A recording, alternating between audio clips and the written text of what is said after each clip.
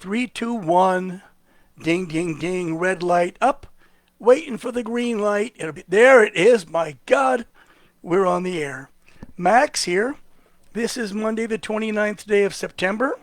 And I'm playing with the camera. There you go. Picture of a rock. It doesn't mean anything. But my story, I hope, means something. I want to talk to you today about what I call keeping up with the crazies. And I mean that. Keeping up with the crazies. Good God, look around. People are shooting people. Mass shootings, single shootings, serial shootings, repeat shootings. And why? Because we're surrounded by a bunch of crazies and we're governed by a bunch nearly as crazy. Let's address these shootings in America. Is it that nobody else has a clue? I think I do. Here we are today. We're on the heels of two mass shootings this last weekend. One in Michigan, others in North Carolina and Chicago. We've got to ask ourselves just what in the hell is going on and if there's a cure for this gunshot pandemonium. Well, over the weekend, 14 people were shot in Chicago, 11 in Manhattan, 20 in Detroit, 24 in Philadelphia, the city of brotherly love, 11 in Baltimore, 47 in Atlanta, 15 in Michigan, and on and on. You know, it's obvious that gun control advocates, they have absolutely no effect. All their efforts to control guns have failed. All this in their interminable quest to disarm the American people. Did you know that 40,000 people are shot every year in this country? Thankfully, they don't all die, but 40,000 people are going to hospitals, or they're going to long-term care facilities, or they're going to the morgue. How many bodies will have stacked up by the end of the year? Well, my math says this year, over 41,000. Let's do some simple math. I'm not a mathematician, but I am simple. That's 3,417 people a month being shot. If you want to get morbid about it, that means about 114 people are being shot every day in this country. I mean, if I had a public service announcement, it'd go something like this. Nearly 5 people are shot every hour. That's one person every 12 minutes. You see them? Does that sound horrible? In this country of ours, people are getting shot. Now, I'm not a gun control advocate. I'll tell you what I am. I'm an advocate on corralling the crazies. Now, I'm sure that every metropolis in the country is working hard to keep those numbers up. Inept management, incompetent service agencies, they only contribute to the number of people who are wounded, crippled, or killed in this country. I mean, after all, that's what Democrat sub-Saharan eggplants have brought to the table in our major cities.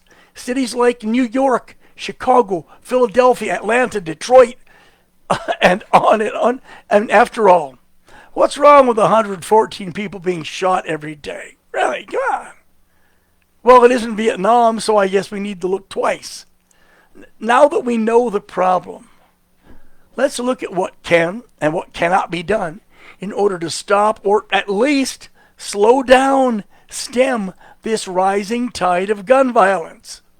Boy, if I had to count knives, clubs, and automobiles, my calculator would explode. Well, let's go back to it. Democrats, as well as other liberals, transsexuals, and other mental defectives, would have you believe that government can easily stop the flow of gun violence by just taking away the guns. That's what they believe. Just take away the guns, and there you go. But let's see just how possible or impossible that would be. As of the mid-2025 study, there are over 500 million, that's 500 million guns in the hands of the American people. Yes? Now wait a minute. That means an average of 1.5 guns for every man, woman, child, and baby on the way. Now, we know that Democrats, liberals, communists, and other mental defectives, by and large, don't own guns. They wouldn't have a gun in the house. The rich ones all have armed security, making it easy to condemn firearms ownership. They don't own it, but Bruno at the gate does. The Second Amendment to the Constitution guarantees the unfettered ownership of guns. But Washington has effectively neutered this amendment by limiting our God-given right to own a gun.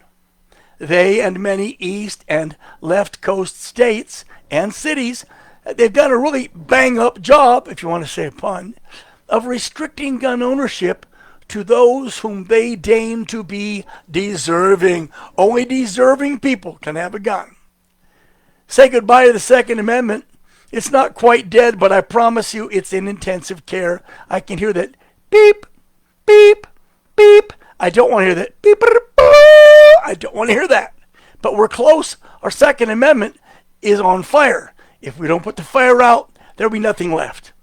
In order to keep libertards happy, I guess we could always do what Nazi Germany did. We could have house-to-house searches, drag people into the street, freeze their assets. Hell, government stormtroopers under Hitler tortured, jailed, and even killed anybody suspected of hiding a gun. You'd think something this drastic would have worked, but you know what? It did not. It didn't work for Hitler's Germany. It didn't work for Mussolini's Italy, Trudeau's Canada, Mao's China, Castro's Cuba, Pol Pot's Cambodia, Hugo Chavez Venezuela, and a host of other dictators and tyrants. It didn't work for them. What makes us think we are that much better than them, and we're not. And the reason it didn't work is because it can't work. People just hide their guns, and when the jackboots come around, they say, oh, we wouldn't have a gun in the house. Oh, we don't like guns. We don't have guns. Okay, thank you, ma'am. They leave. Your guns are hidden, buried in the yard. Any big government is inefficient by nature. Any big government is slow, painfully slow. Slow as evolution, at best.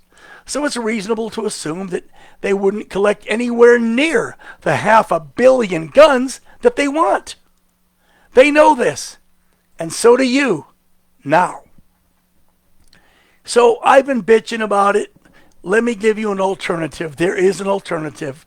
No, the extreme right wing, the diehard MAGAs, and other people of limited intellect, and even more limited understanding of human condition, they have their own idea. They say, are you ready? Kill them all. Execute them. When they kill somebody, kill them back. It's all over. History and statistics tell us that doesn't work. It doesn't even slow the spread of violence or guns or knives or murder. Okay? Come on. For those of you who don't know what a capital crime is, okay, here we go. Listen careful. A capital crime is a crime where if you're found guilty, the government says, oh, we have permission to kill you if we want to. Yeah, we can whack you. In fact, the only thing that deters violent crime, possibly capital crime as well, is pain, suffering, inflicted by caning, electrocution, branding, how about severe beatings? Nations that practice these forms of corporal punishment have significantly, overwhelmingly less violence, including gun violence, than their more civilized nations like the United States, where we're too busy killing each other because when a guy gets caught, he gets 3 hots in a cot for at least 30 years before the government murders him. So what about this? The answer is remarkably clear. And this is something from a study. You can look up the cchr.com. That's the Citizens Commission on Human Rights. Now listen carefully. In virtually every mass shooting in America, Since the 1964 Bell Tower shooting, where medical records were available, it's been at the hands of a mental patient. Every shooter has been on psychotropic medications, either up to the time of the crime or they had recently come off of these mind-bending drugs. These meds, they included antipsychotics, antidepressants, sedative hypnotics, and a host of other really bad stuff being pushed en masse by big pharma, the major pharmaceutical firms, all looking to boost their next quarter earnings, and the psychiatrists looking for their next spiff. What's a spiff? Well, it's a bribe. By calling it a spiff or an incentive, it's legal. When ABC Pharmaceuticals goes to a psychiatrist and says, try this new antipsychotic drug, it's wonderful. He knows the more of that company's antipsychotic he moves, the more points he gets, and the better chance to win a boat, a Caribbean cruise, a vacation condo. These guys make a fortune in spiffs from pharmaceutical. And today, psychiatrists, they're handing out these drugs like candy, expensive candy. Over the decades, we've closed far more mental asylums than we've opened, and the number of qualified personnel and facilities has been in a downward spiral. Pardon me, gotta have a drink. We got fewer and fewer in a downward spiral. We just don't have as many qualified personnel. We don't have as many facilities. Ever since the late President Ronald Reagan ordered most of the nation's booby hatches shuttered. Here's the answer. I've got the answer. Okay, all of this whining, all this bitching, here's the answer.